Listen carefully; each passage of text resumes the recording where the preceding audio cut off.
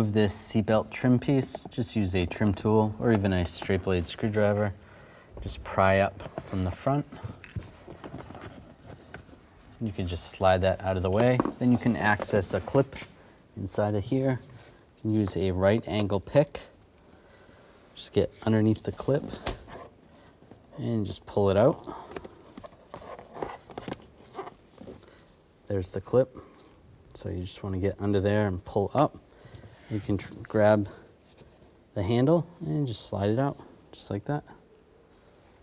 Now take the handle with a new clip on, and it only goes on one way. Just slide it over and make sure it locks in place. If you have to, underneath this plastic right here, you could take a straight blade screwdriver and just pry up a little bit if it's not lined up perfect. And take the trim piece right here for the seatbelt and lock it down in place.